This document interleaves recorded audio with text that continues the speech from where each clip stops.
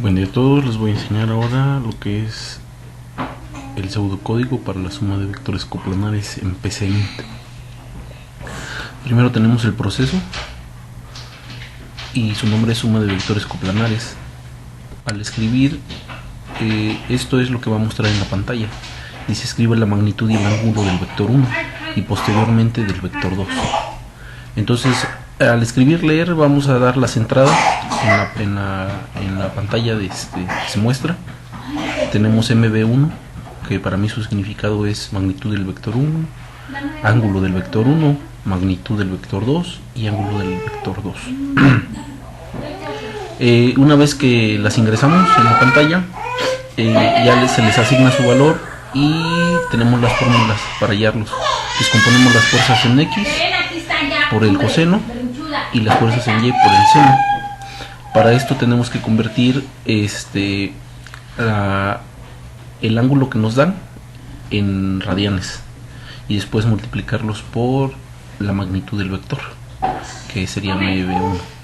Entonces por eso tiene todo esto.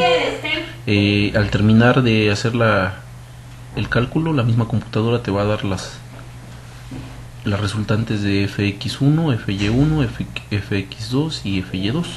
Al final tenemos que se hace una suma de las fuerzas en X y una suma de las fuerzas en Y.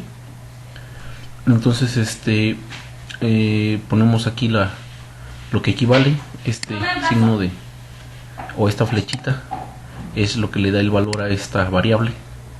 Y una vez que ya lo tenemos,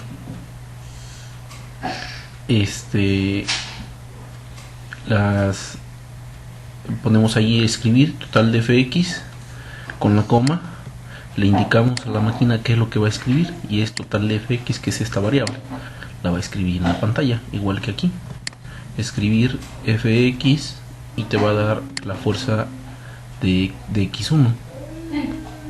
Entonces al final tenemos que el resultado es la raíz cuadrada del total de fuerzas en X elevado al cuadrado más el total de fuerzas en Y elevado al cuadrado.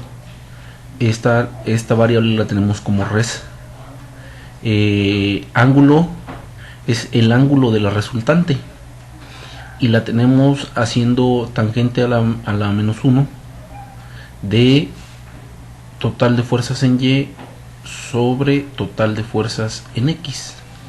Lo dividimos entre 3.1416 por 180 para convertirlo a grados, porque está dado en radianes. Entonces ya de ahí escribimos escribir, resultante y res, que es la fórmula que ya habíamos metido.